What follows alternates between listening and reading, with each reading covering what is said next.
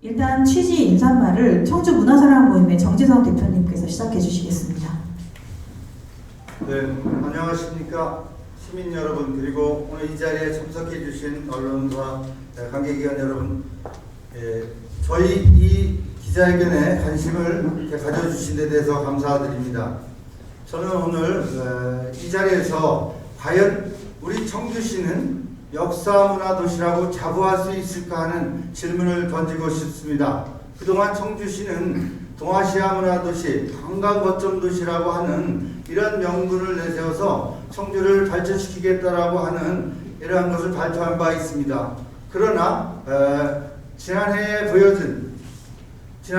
보여준 청주 테크노폴리스에 있어서 나타난 모습을 볼 때 과연 청주를 역사문화도시라고 자부할 수 있을 것인가, 그리고 과연 청주시와 청주시 공무원들은 그것에 걸맞는 행정을 하고 있는가에 대해서 의심하지 않을 수 없습니다. 진정 청주의 역사의 원형이라고 할 수 있는 그 유적은 없애버리고 드라마 세트장이라든지 이런 것을 지어서 관광문화도시를 한다라고 하는 것은 어불성설이라고 생각합니다. 그리고 그 과정에 있어서도 참 걱정하지 않을 수 없습니다. 청주시 행정은 정정당당하지 못했습니다.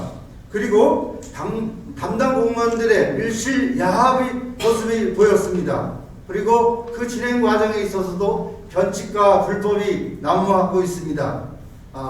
이러한 것을 보면서 저희 시민들이 지난 한 해도 수많은 요구를 했습니다마는 아직도 제대로 가고 있지 못한 거로 저희들이 염려하고 있습니다. 더군다나 이번 코로나 바이러스 이 사태에 묻혀가지고 아무것도 진행되지 못하고 있는 현실에서 저희들은 여전히 청주시가 음모적으로 또 가오를 저지르지 않을까 하는 염려가 높습니다. 그래서 오늘 이 자리에서 이 기자회견을 통해서 이번 의원 선거에 출마하는 후보들에게 청주시를 역사 문화유적을 파괴하지 않고 보존할 수 있는 이러한 정책 공약을 제안하고 촉구하기 위한 자리로 이 자리를 마련했다고 말씀드리겠습니다.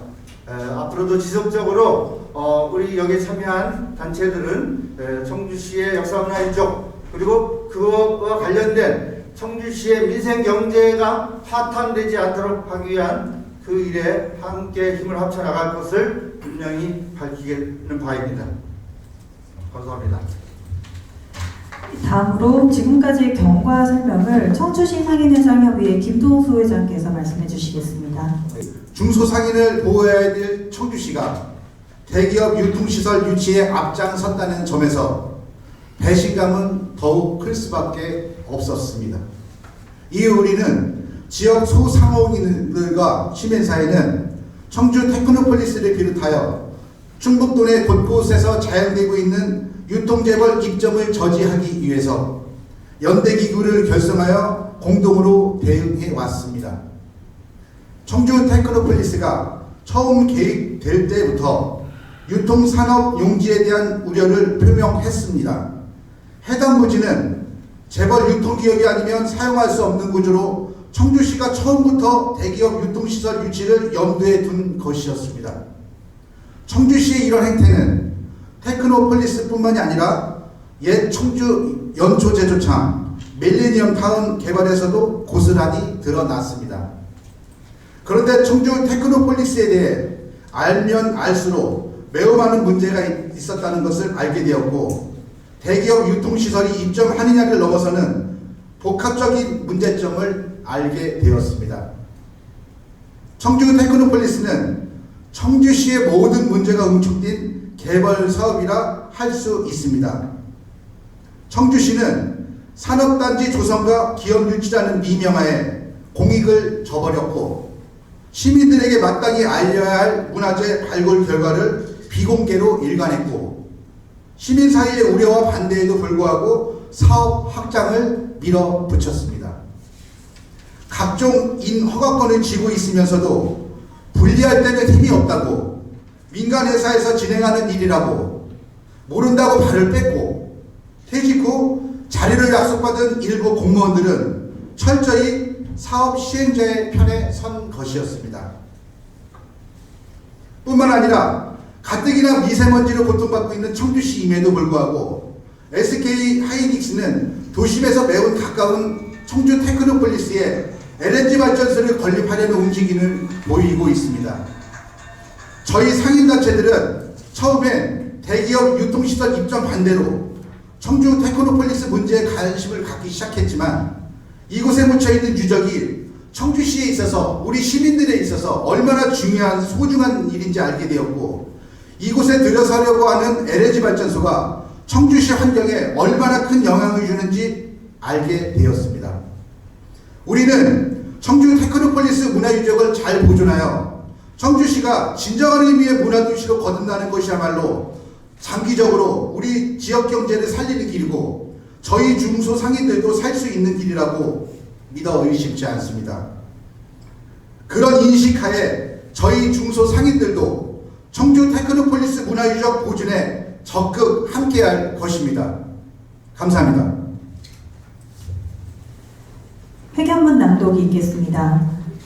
충북청주경실련의 이재덕 기획위원장께서 기자회견문을 낭독하겠습니다. 이번 기자회견문은 각 총선 후보자들이 청주시 문화유적에 대한 어떤 적극적인 어떤 관심을 촉구하는 데 그 초점이 있습니다. 자, 낭독하겠습니다. 2020 총선 후보자들에게 묻는다. 1. 청주시 난개발 방지책 제시하라. 2. 청주 테크노폴리스 유적지 보존 대책을 제시하라. 21세기의 화두는 문화와 환경이라 할 수 있다.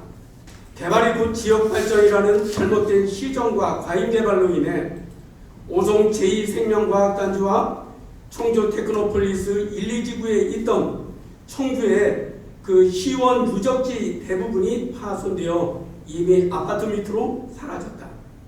이에 더하여 청주 고대사의 핵심 유적으로 추정되는 청주 테크노폴리스 3차 개발지구 유적지 또한 사라질 위기에 처해 있다. 이처럼 역사문화유적을 파괴하는 청주시가 한편으로는 지난해 문화도시 선정에 이어 관광 거점도시 사업에 응모하면서 결과적으로 1월달에 탈락했지만 2020년을 역사문화예술 중심의 체류형 관광도시 도약의 원년으로 선포한 바 있다. 비전은 그럴듯하지만 현재 청주시의 행정은 거꾸로 가고 있다. 1. 청주시의 난개발을 방지할 제도적 개선책 마련을 촉구한다. 청주 테크노폴리스 개발 사업은 민관 개발이란 구조적 결함으로 인해 공익과 공정성이 지켜질 수 없는 기울어진 운동장이다. 향후에도 이와 유사한 민관 개발 방식을 적용하는 사업에 대한 엄격한 제한과 규제를 제도적으로 마련해야 한다. 이 사업의 본질은 산업단지 조성을 명분으로 내세우지만 실제로는 민간 사업자에게 특혜를 주는 역세권 부동산 개발이며 문제의 핵심은 민관 개발 방식에 있다. 청주시는 사업 시행에서 생기는 골치 아픈 민원을 민간에 넘기고 청주시장은 기업 유치의 가시적 성과를 자신의 지적으로 내세우며 인허가 관련 부서 고위 공무원들은 퇴직 후 개발예사의 요직을 차지하는 한편 개발예사는 청주시의 온갖 특혜를 받으며 상가와 아파트 개발로 막대한 이익을 얻는 민관 결탁의 짬짬이 방식인 것이다. 또한 이러한 개발 방식의 결과 공적 인허가 기관이면서 문화재 보존 책임기관으로서 공정성과 중립을 지켜야 할 청주시가 사실상 민간 기업의 시행 주체가 되어 유적의 보존보다는 개발이익 실현에 치중할 수밖에 없다.